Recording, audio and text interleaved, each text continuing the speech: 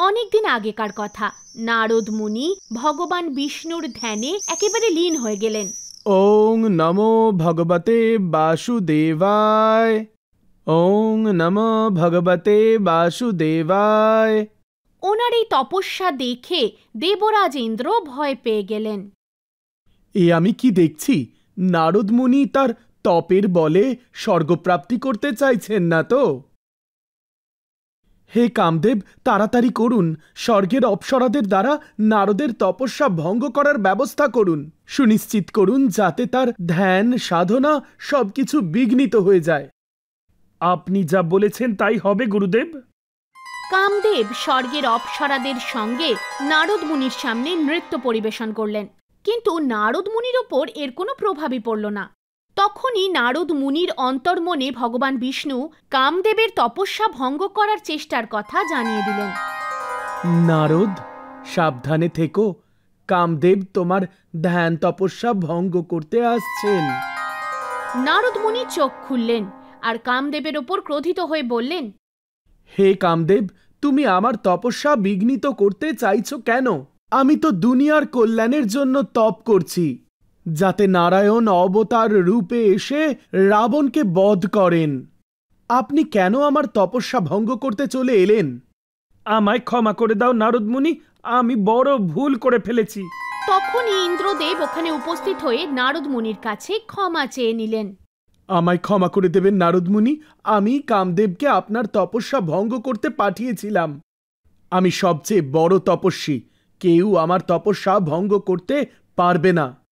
নারায়ণ নারায়ণ। আর এইভাবেই নারদ মুনির স্তব অখণ্ড রইল। ক্ষমা চেয়ে ওরা দুজন স্বর্গে ফিরে গেলেন।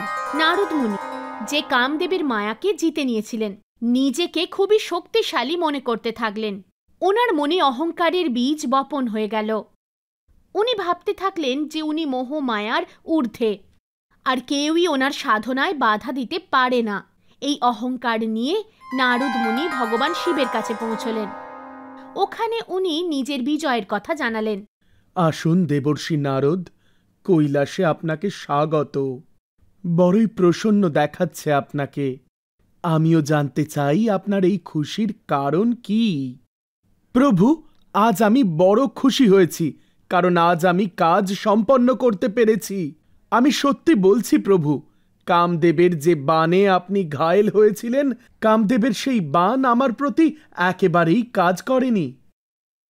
ভোলানাথ জানতেন, নারদ মুনি যদি ভগবান বিষ্ণুর কাছে নিজের কথা বলতে যান, তাহলে ভগবান বিষ্ণুর সঙ্গে সঙ্গে নারদ মুনির মনে জন্মানো অহংকার ধরে ফেলবেন। তাই তিনি নিজেই নারদ মুনিকে বললেন, দেবর্ষি, আপনি কিছু মনে করবেন না, আমি আপনাকে একটা কথা বলতে চাই।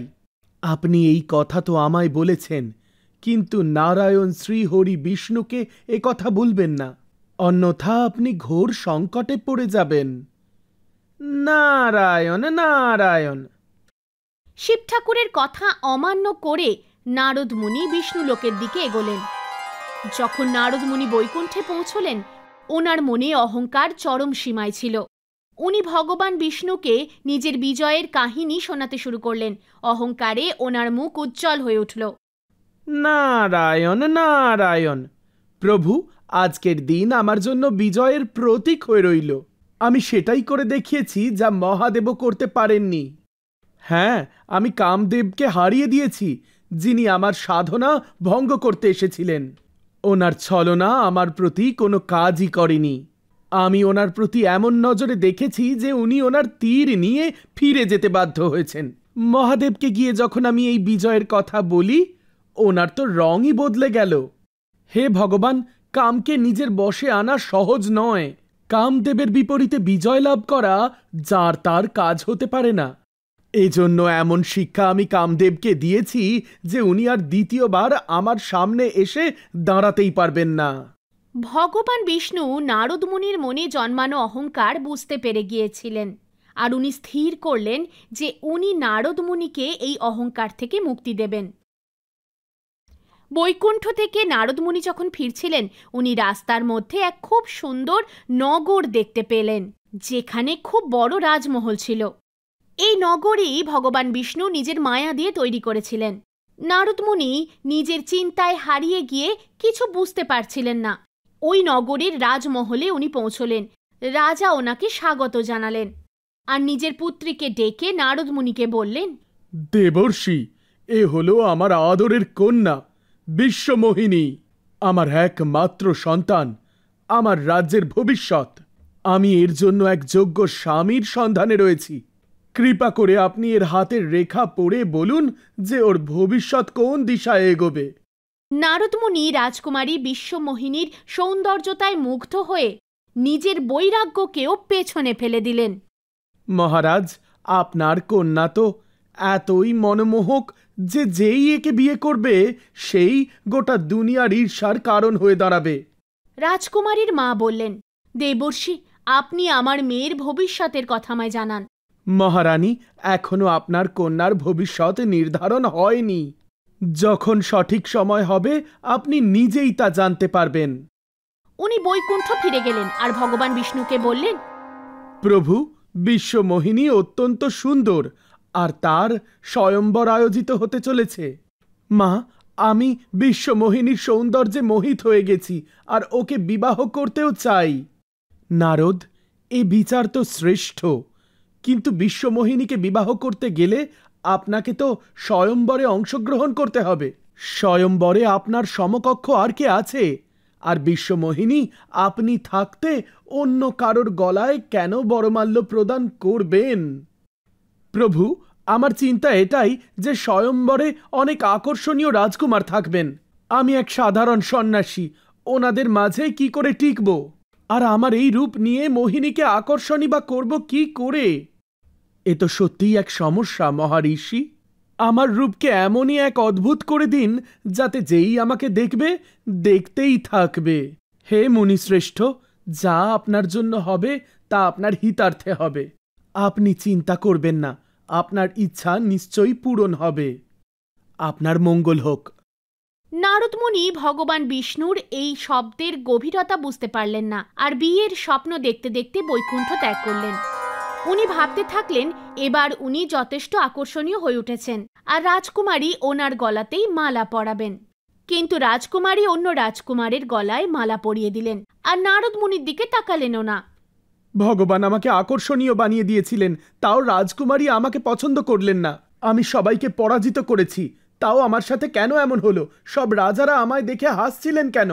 এই চিন্তায় ডুবে থাকতে থাকতে নারদ মুনি যখন নিজেকে আয়নায় দেখলেন, উনি স্তব্ধ হয়ে গেলেন। ওনার মুখমণ্ডল বানরের মতো হয়ে গিয়েছিল।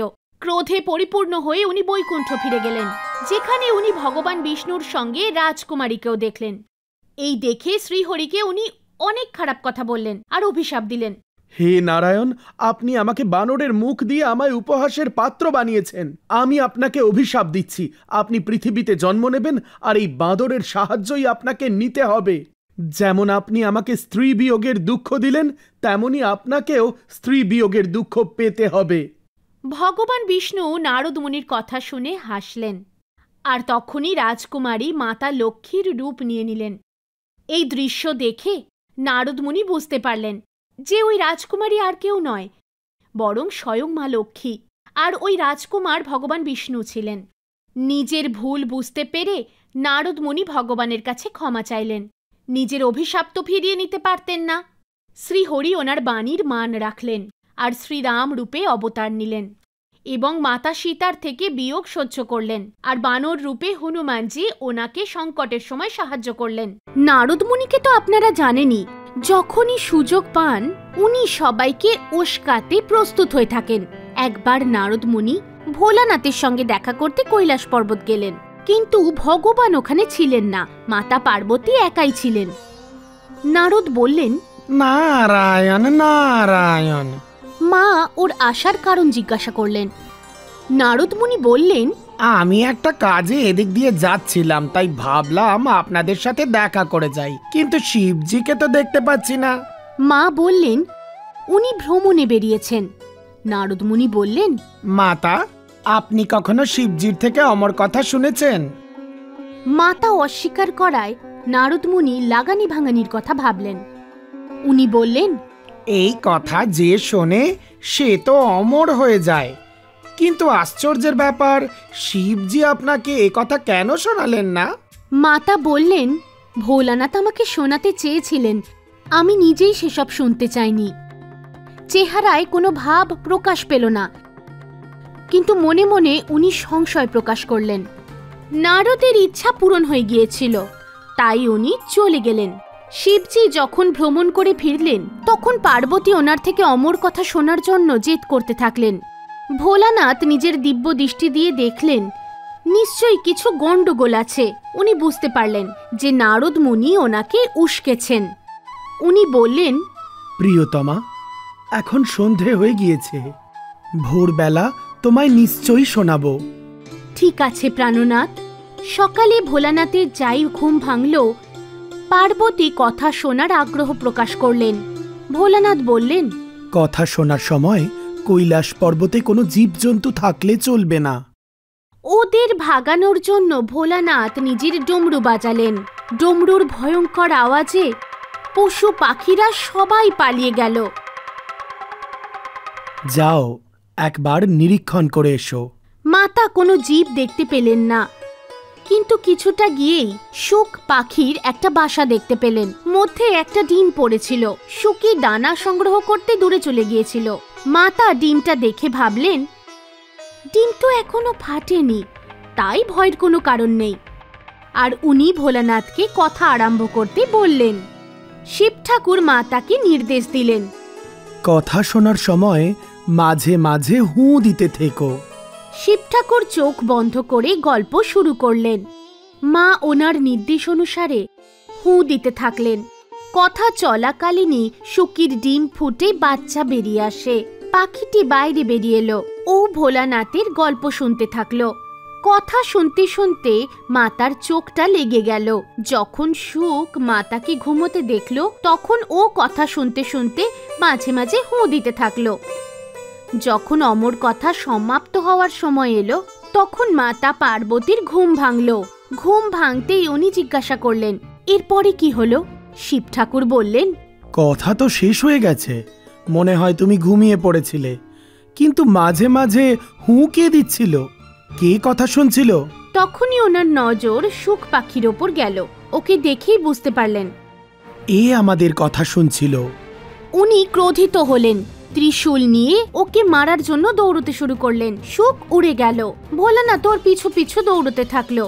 শুক উড়তে উড়তে ভূলোকে চলে এলো। ও চক্কর কাটতে কাটতে ব্যাস ঋষির আশ্রমে পৌঁছে গেল।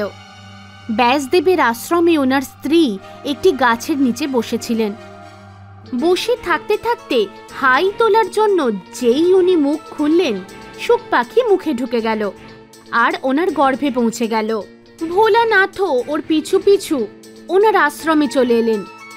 ব্যাসদেব শিবকে দেখে প্রণাম করলেন। আশ্রমে আসার কারণ জিজ্ঞাসা করলেন। ভগবান শিব ওনাকে সব ঘটনা বললেন। সব কথা শুনে মহর্ষি ব্যাস হাসতে থাকলেন। উনি বললেন, প্রভু, আপনার অমর কথা শুনে সুখ অমর হয়ে গেছে, আর আপনি ওকে মারতে পারেন না। শিব ঠাকুর নিরাশ হয়ে কৈলাসে ফিরে গেলেন। এই শুক মহর্ষি ব্যাসের পুত্র হিসাবে জন্ম নেয়।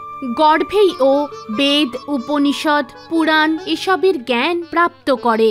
অনেক বছর মাতার গর্ভে থাকার কারণে শেষ পর্যন্ত ব্যাসদেব দিব্য দৃষ্টিকে কাজে লাগিয়ে ওর সঙ্গে কথা বলে আর গর্ভ থেকে বাইরে না আসার কারণ জানতে চায়।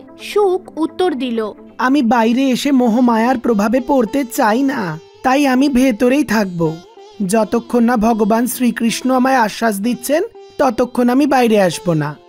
নারদ মুনির কথায় শ্রীকৃষ্ণ স্বয়ং এলেন আর শুককে আশ্বাস দিলেন, বাইরে এলে তোমায় মায়া স্পর্শ করবে না।